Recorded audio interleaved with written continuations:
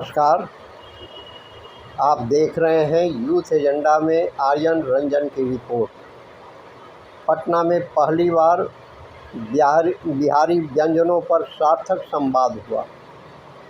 पारंपरिक बिहारी थाली को बढ़ावा देने के लिए पंगत का आयोजन किया गया।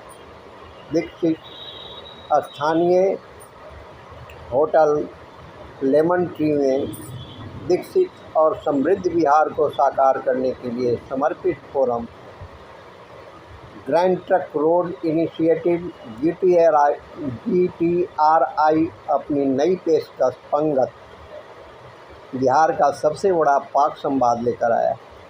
इसे रविवार को होटल लेमन ट्री प्रीमियर में दोपहर 1:30 बजे से 8 बजे तक आयोजित किया गया। बिहार के मुख्यमंत्री प्रधान सचिव एस सिद्धार्थ ने कार्यक्रम का उद्घाटन किया।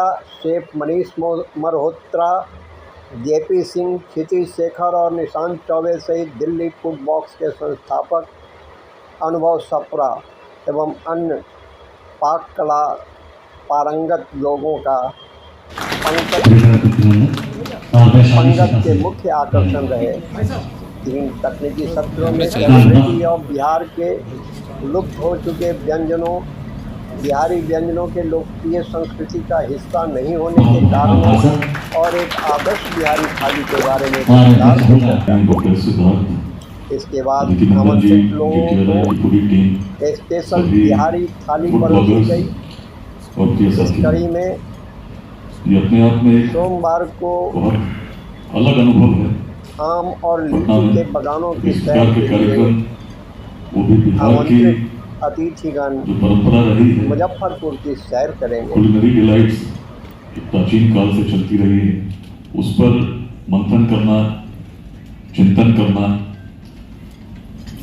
किन चीज़ों को हम खोते जा रहे हैं, किस ओर जा रहे हैं, बड़ा आवश्यक है। बिहार की जब बात करते हैं कॉन्टेम्पररी कॉन्टेक्स्ट में, तो किसी भी व्यक्ति के मन में पिछड़ापन आता है।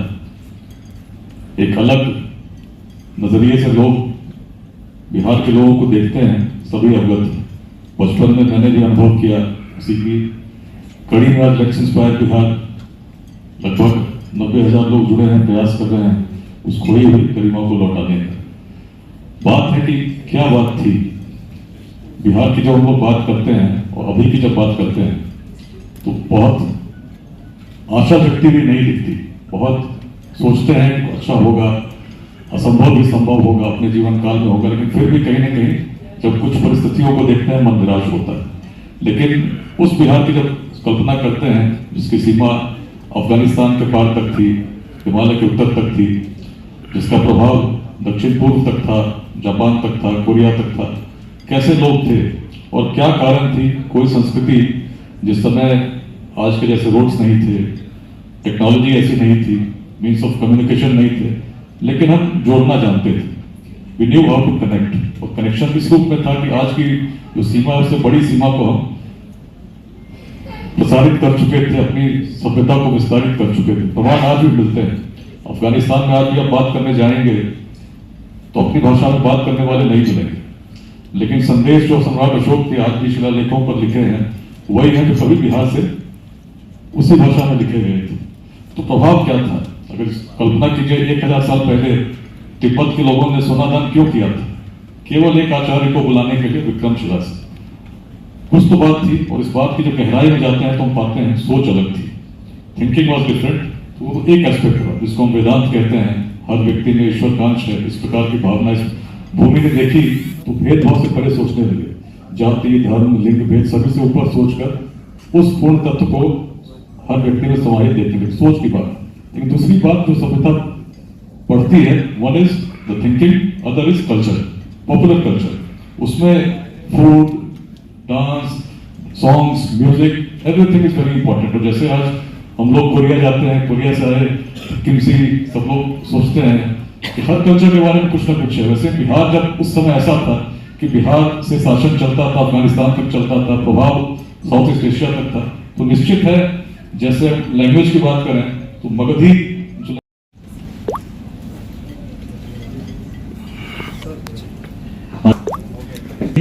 और इसी प्रकार उद्घाटन हुआ। जोरदार तालियों से एक बार करतल ध्वनि से स्वागत। टांगल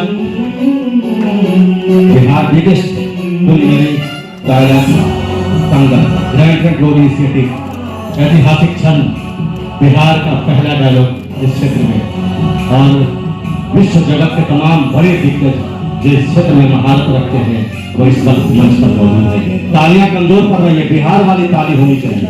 थाली तो आएगी लेकिन उसके पहले ताली की आवश्यकता है। तालियां का तत्पर्य अद्भुत क्षण है, अद्भुत मेला है। करिए जी कृपा करें, करिए जी कृपा करें।